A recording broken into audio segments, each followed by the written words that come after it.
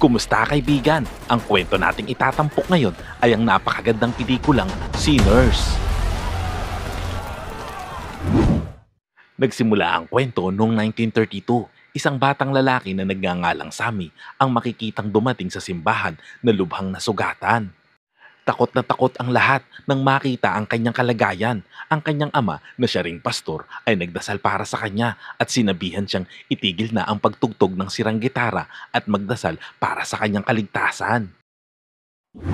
Lumipat ang eksena, 24 oras bago ang sandaling iyon. Ang dalawang magkapatid na gangster na sina Smoke at Stag ay makikitang naghihintay sa isang tao. Dumating ang isang racist na lalaki na nagngangalang Hagwood. Binili ng magkapatid ang isang slaughterhouse nito para gawing jukebox bar para sa kanilang komunidad.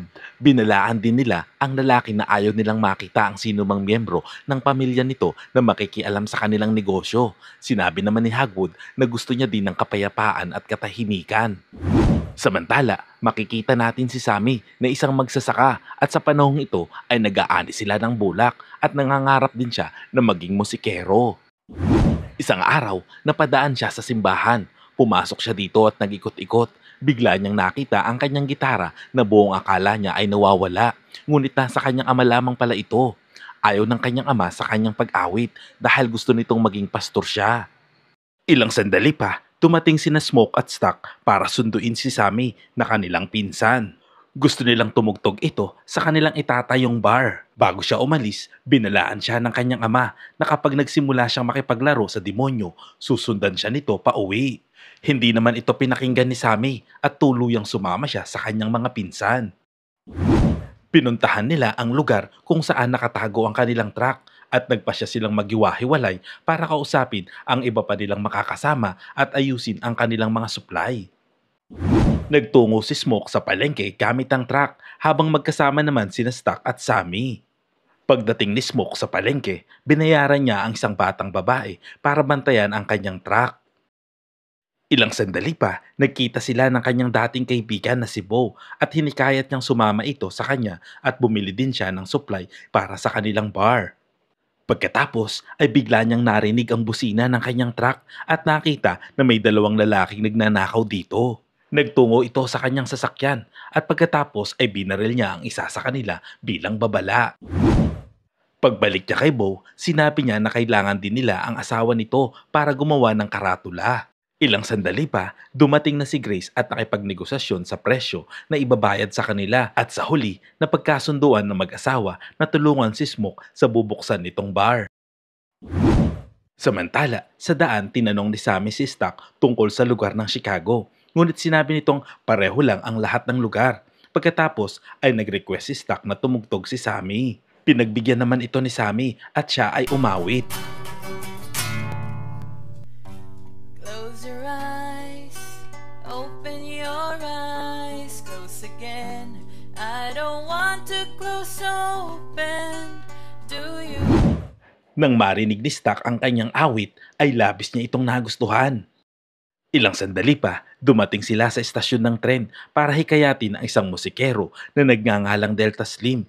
Una, ito ay tumanggi, ngunit nang alokin siya ni Stack ng 500 bote ng Irish beer, ay pumayag ito. Habang nagkakasiyahan sila sa musika, napansin ni Sammy ang isang maputing babae na nakatingin sa kanila kaya't sinabi niya ito kay Stack. Lumapit ang babae at umalis naman si Sammy. Ang pangalan ng babae ay Mary, dating kasintahan ni Stack. Galit ito sa magkapatid nang iwan siya ng mga ito pagkatapos mamatay ng kanyang ina. Wala namang pakialam si Stack sa kanya kaya pinaalis niya ito. Samantala, nakilala naman ni Sammy ang isang babaeng nagngangalang Perlin na nakatingin sa kanya. Sandali silang nag-usap bago sinabi ni Sammy na magkita sila ulit sa bubuksang bar ng kanyang pinsan. Habang sila ay naglalakbay, nakita ni Stack ang isang kaibigang si Cornhead na inalok nitong maging bouncer para sa kanyang bubuksang bar. Sa ibang eksena, nagpunta si Smoke sa bahay ng kanyang dating kasintahan at naglagay ng bulaklak sa libingan ng kanilang sanggol na anak. Ang kasintahan niyang si Annie ay naniniwala sa mga ritual na mahika at nagbebenta rin ito ng mga anting-anting. Hindi naman naniniwala si Smoke dito kahit sabihin pa ni Annie na ang kanyang mahika ang nagdikta sa kanila sa mga nakaraang taon. iginit naman ni Smoke na bakit hindi nito nailigtas ang kanilang anak. Pagkatapos ay tinanong ni Annie ang kanyang lakit at gumawa ng voodoo ritual dito. Inimbitahan naman siya ni Smoke na pumunta sa kanyang bar. Pagkatapos ay nagkaroon muli sila ng pagkakataon sa isa't isa. Sa ibang eksena, nagtungo na silang lahat sa jukebox bar upang maghanda.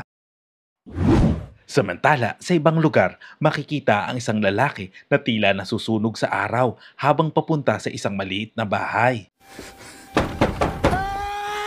Binuksan ng may-ari ang pinto habang hawak nito ang kanyang baril. Nagpakilala naman ito bilang si Remick at sinabing ninakawan siya ng mga taong umahabol sa kanya. Nag-alok din ito ng pera sakaling tulungan siya. Ilang sandali pa, dumating ang 2 Native American na naghahanap dito. Hindi ito pinapasok ng babae at itinangging meron silang tinulungan na isang lalaki. Binalaan naman siya ng mga ito at sinabing kung sakaling tinanggap nila ang lalaki, ang buhay nilang mag-asawa ay nasa panganib, ngunit hindi naman naniwala ang babae sa mga ito. Habang papalubog ang araw ay umalis na ang 2 lalaki. Samantala, tinawag ng babae ang kanyang asawa at nakita niya itong nakahandusay sa sahig habang duguan. Ang lalaking kanyang tinulungan ay naging vampira. Walang nagawa ang babae kung di magsisigaw sa takot. Samantala, sa unang gabi ng pagbubukas ng bar, nagsimula ng magsidatingan ang mga bisita. Dumating din si Mary, ngunit hindi siya pinapasok ni Cornhead dahil siya ay puti. Ngunit nang makilala siya nito, ay agad siyang pinapasok. Lumapit si Sammy sa kanya at nakilala siya ni Mary. Nagkwentuhan sila at ibinahagi ni Sammy kung gaano siya nagpapasalamat sa magkapatid. Nang dumating si Smoke ay umalis si Sammy. Pagkatapos ay kinausap ni Smoke si Stack at sinabing kausapin niya si Mary. Nag-enjoy ang lahat sa tugtog at sigla ng bar, dahilan upang maakit din sina Remick at ang mag-asawang naging vampira. Magputput, magpiko, nawalay lubi-lubin. Magkata, magmambo, nawalay lubi-lubin. Magputput, magpiko. Lumapit sila dito at nang makita sila ni Cornhead, tinawag niya ang magkapatid. Nang dumating ang dalawa, humingi ng pahintulot sina Remick na makapasok sa bar dahil nais nilang makisaya sa loob kasama sila. At sinabi din nila kay Sammy na nagustuhan nila ang kanta nito. Nag-alok pa silang tumugtog, ngunit pinigilan sila ni Smoke at pinaalis. Kahit nag-alok pa sila ng pera, ay hindi sila pinansin ni Smoke at pinakita pa nito ang kanyang baril, kaya walang nagawa ang tatlo kundi umalis na lamang. Pagkatapos ay nagpatuloy ang pagdiriwang. Sinabi naman ni Sammy kay Smoke na pangarap niyang pumunta sa Chicago at maging musikero. Pero ayon kay Smoke, masama ang ideyang iyon dahil laganap ang mga racist kahit saang lugar. Nagtalo sila, ngunit iginiit ni Sammy na ipaglalaban niya ang kanyang pangarap. Samantala, sinabi ni Mary kay Stack na dapat niyang kausapin ng mga puting lalaki para malaman niya ang tunay nilang pakay. At kung maayos naman ang intensyon ng mga ito, ay pwede nila itong papasukin para mas kumita pa sila. Nang mga oras na yon, nagkakantahan ng grupo ni Remick nang lumapit si Mary. Pagkatapos ng kanta, umupo siya sa tabi ng mga ito upang subukang alamin ang kanilang totoong pakay. Ipinakita naman nila ang gintong barya at sinabing pwede nilang kunin iyon. Tumanggi naman ito, ngunit sinabi ni Remick na kailangan niya ng makakasama at kaibigan dahil nararamdaman nitong mag-isa na lang siya sa buhay. Dahil dito, biglang nagbago ang pananaw ni Mary. Maniniwala na sana siya, ngunit biglang nagbago ang anyo ni Remick dahil nakita niya na naglalaway ito at namumula ang mata. Natakot si Mary at hinugot ang baril para paalisin sila. Ngunit nang papasok na si Mary sa loob ng bar, ay bigla namang lumipad si Remick. Pagkatapos, makikitang tumatakbo si Mary sa pinto at sinabi kay Cornhead na papasukin siya. Nagtaka naman ito kung bakit nasa labas siya, ngunit pinapasok pa rin siya ng lalaki. Pinuntahan ni Mary si Stack at sinubukan niya itong akitin. Pumasok sila sa isang silid at habang naglalambingan, nagsimulang maglaway si Mary na parang aso pero hindi ito pinansin ni Stack. Samantala, nakipagpalit muna si Cornhead kay Slim para magbantay ng pinto dahil ito ay magbabawas. Ngunit habang siya ay umiihi, may sumugod mula sa kanyang likuran galing sa masukal na bahagi. Sa loob naman ng bar, may nangyayaring kaguluhan kaya tinawag nila si Stack Pinatigil niya ang away at binugbog ang lalaking nagsimula ng gulo. Pagkatapos, sinabihan niya si Sammy na tawagin si Stack. Nang puntahan niya ito, nakita niyang nakahiga ito kasama si Mary. Bumalik siya kay Smoke at sinabing hindi niya magawang tawagin si Stack, kaya sumama si Smoke para puntahan ito. Nang buksan nila ang pinto, nakita nilang kinakagat ni Mary si Stack. Nagulantang si Smoke at binaril niya ito, ngunit walang nangyari. Tumayo si Mary at sinabing papatayin nila ang lahat bago ito tuluyang tumakas. Dumating ang ibang naroon at nakita nilang naghihingalo si Stack. Pinauwi naman ni Slim ang lahat at pinaalis ni Bo at Grace ang mga tao. Sinabi rin ni Grace kay Bo na ihanda na ang sasakyan dahil kailangan na nilang umalis. Sinisi naman ni Sammy ang sarili habang nagluluksa si Smoke. Pagkatapos ay tuluyang namatay si Stack sa mga bisig ni Smoke. Sinabi ni Annie na dapat itapon ang bangkay sa labas, ngunit ayaw ni Smoke. Nagdesisyon ito na ikulong muna ito. Habang naghihintay sa labas, biglang lumitaw si Cornhead. Nagtataka sila kung bakit nagtagal ito sa labas, kaya't sinabi nila dito ang buong sitwasyon. Hiniling naman nitong papasukin siya, ngunit sinabi ni Annie na bakit kailangan niya pang magpaalam dahil maaari naman siyang pumasok.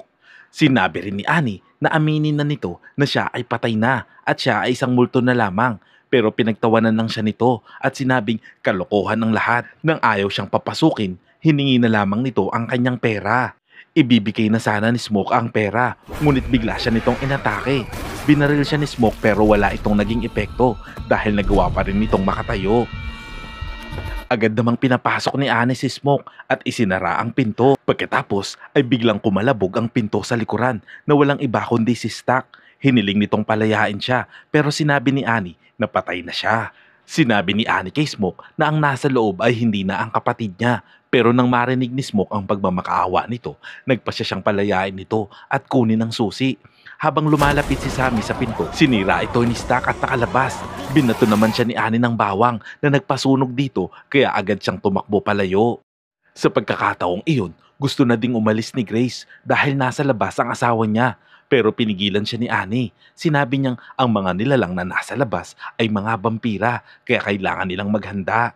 Ayon kay Annie, maaaring mapatay ang mga vampira sa pamamagitan ng tulos na gawa sa kahoy at bawang, kaya nagsimula silang maghanda ng mga armas. Tinanong ni Smoke kung may ibabalik pa sila, pero sinabi ni Annie na patay na sila, nakakulong lamang ang kanilang kaluluwa sa katawan.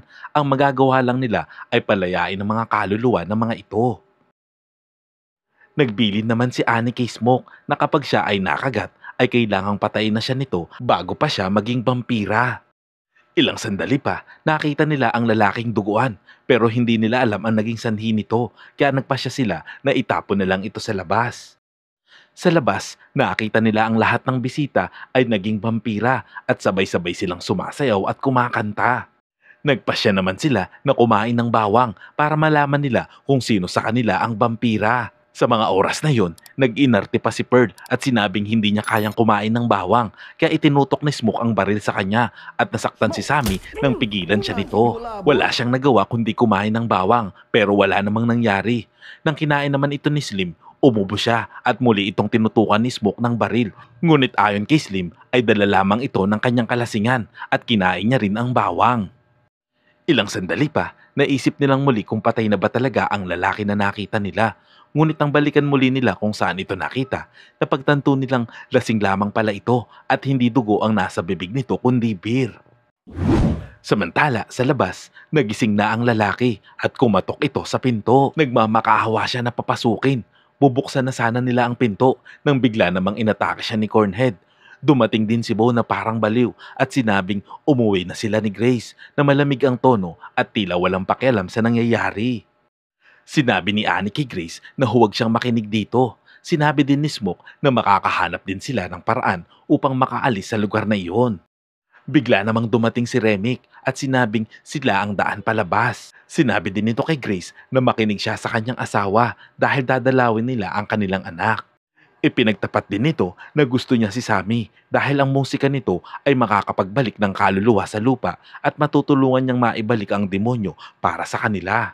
Nang tumanggi si Smoke, sinabi nitong hindi niya maililigtas ang mga kasama nito dahil ang buong bar ay itinayo at bunga ng kasinungalingan. Sinabi niyang si Hagwood ay isang leader ng grupo ng mga kriminal at balak ni Hagwood na bumalik pagsapit ng umaga kasama ang kanyang mga tauhan upang patayin silang lahat. Dumating din si Stack at sinabing ito lang ang paraan para mabuhay silang magkakasama, ngunit hindi sila naniwala at isinara nila ang pinto. Naging balisa naman si Grace dahil sa anak niya, pero sinabi ni Annie na kailangan nilang maghintay hanggang umaga. Ilang sandali pa, nag-hysterical na si Grace at makikitang pinapakalma siya nila Smoke. Hindi nito napigilang sumigaw, hinamon niya ang mga vampira at inanyayahang pumasok ang mga ito sa loob. Walang no choice sila Smoke kundi paghandaan ang pagpasok ng mga vampira.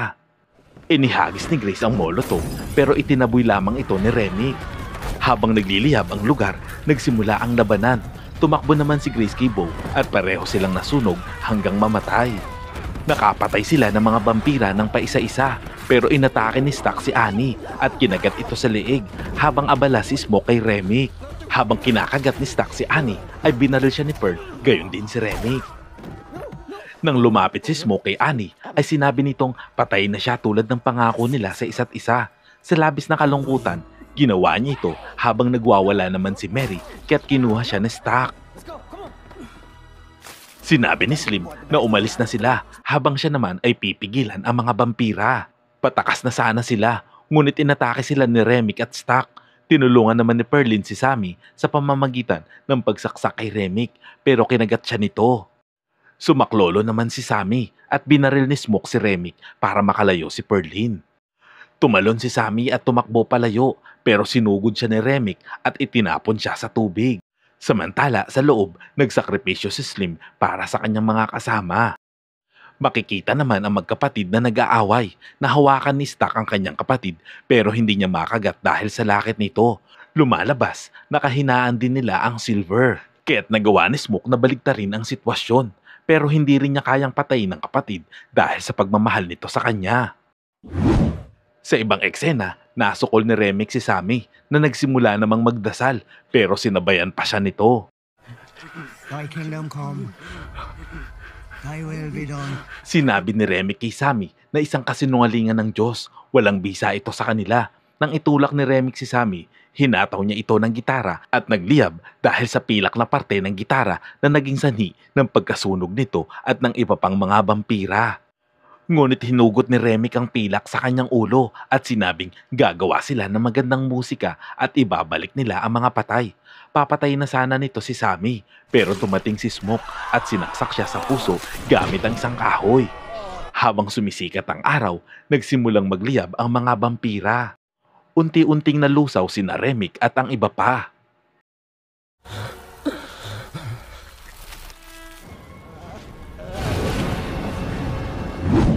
Pagkatapos, sinabihan ni Smoke si Sammy na umalis na.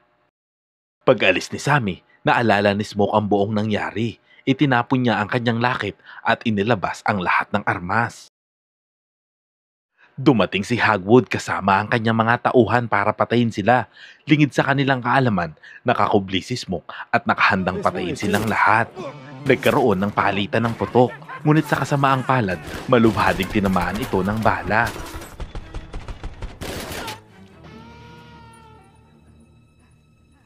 Umupo siya sa tabi ni Hagwood at humingi ng sigarilyo. Inimagine niya si Annie at ang kanilang anak na nakaupo sa tabi niya. Inalok naman siya ni Hagwood ng pera pero binaril niya ito. Samantala, balik sa unang eksena kung saan dumating si Sammy sa simbahan na sugatan. Sinabihan siya ng kanyang ama na itapon na ang gitara ngunit hindi niya ito ginawa. Sa halip, nagtungo siya sa Chicago at dala ang gitara. Samantala, 60 taon na ang lumipas, matanda na si Sammy at siya ngayon ay isang tanyag na jazz artist. Dito ay makikita na ipinagpatuloy niya ang kanyang pangarap. Isang araw, dumalaw sina Stack at Mary sa kanyang bar. Ipinagtapat ni Stack na pinakawalan siya ni Smoke kapalit ng pangakong hindi niya gagalawin si Sammy. Inalok din siya ng mga ito ng immortalidad, ngunit tumanggi si Sammy. Pagkatapos ay nagtanghal siya para sa kanila. Paalis na sana sila nang sabihin ni Sammy na iyon ang pinakamagandang araw ng buhay niya. Tinutukoy nito ang nangyaring insidente sa bar. Sumang-ayon din si Stack at sinabing iyon din ang huling araw na kasama niya ang kanyang kapatid at ang huling pagkakataong naramdaman niya ang init ng araw at kasunod nito ay ang pagiging tunay na malaya. Salamat kaibigan at umabot ka sa punto ng video na ito. Anong masasabi mo sa ending ng kwento? Kung nagustuhan mo ito, ay pwede ba ako makahingi ng like? At pakitype naman sa comment section ang salitang Agnus Project. At kung bago ka naman sa ating munting channel, ay pasubscribe naman po bilang suporta. At para maipagpatuloy natin ang paghahatid ng magagandang movie recap, panoorin mo na rin po ang buong movie pag may time ka. Sana'y nagustuhan mo kaibigan ang kwentong ating itinampok. Kung magkagayon ay baka naman pwedeng pakilike ang videong ito at pasubscribe na rin sa aking channel. Kung hindi mo naman ito nagustuhan ay pwede mong pindutin ang dislike button ng 2 beses para makasigurado ka.